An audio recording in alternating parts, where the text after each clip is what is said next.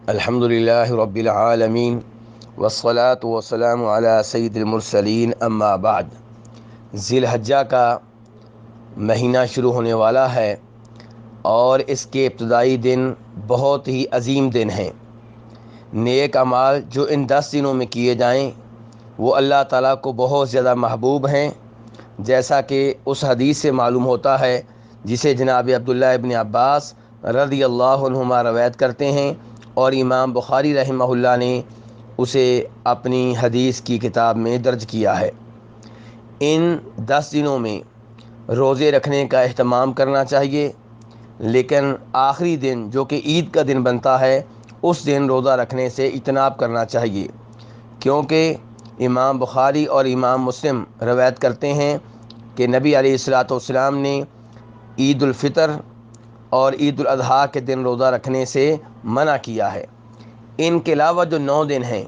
ان 9 دنوں میں روزہ رکھنے کا بہت زیادہ اہتمام کرنا چاہیے، کیونکہ نیک عمل اور روزہ یقیناً نیک عمل ہے۔ نیک عمل ان ایام میں اللہ تعالیٰ کے ہاں بہت زیادہ محبوب ہوتا ہے، اور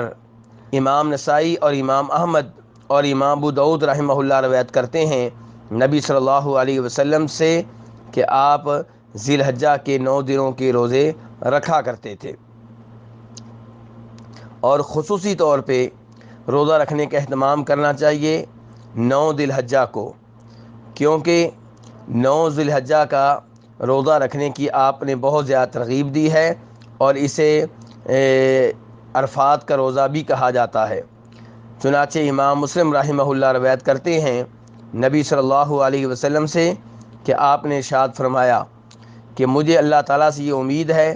کہ اللہ تعالیٰ یوم عرفات کے روزے کی وجہ سے 1 سال پہلے اور 1 سال بعد کے گناہ معاف کر دیں گے، مٹا ڈالیں گے۔ اس سے اندازہ لگایا جا سکتا ہے کہ اس دن کے روزے کی کتنی اہمیت ہے، لیکن وہ لوگ جو حج میں ہیں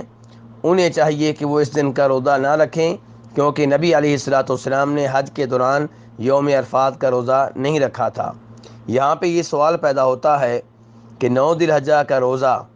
کیا اس دن رکھا جائے گا جس دن مکہ میں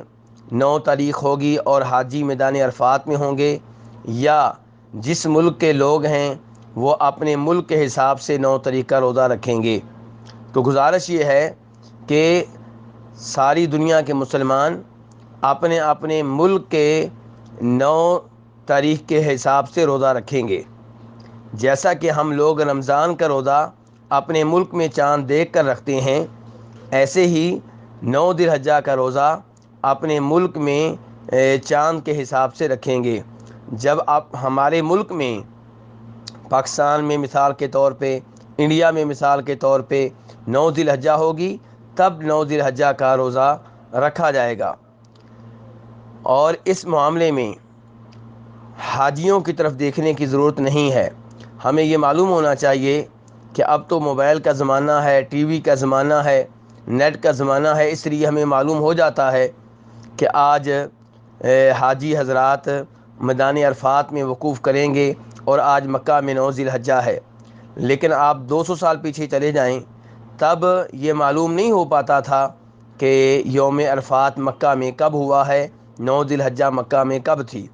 تو اس وقت بھی لوگ اپنے اپنے ملک کے حساب سے روزے رکھا کرتے تھے۔ تو اس لیے 9 ذی الحجہ کا روزہ پاکستان کے لوگ پاکستان کے حساب سے رکھیں گے، انڈیا کے لوگ انڈیا کے حساب سے رکھیں گے، اور اس معاملے میں مکہ کے لوگوں کی طرف دیکھنے کی ضرورت نہیں ہے۔ جیسا کہ ظہر کی نماز، عصر کی نماز ہم اپنے اپنے ملک کے حساب سے پڑھتے ہیں، اور جیسا کہ ہم سحری اپنے اپنے ملک کے حساب سے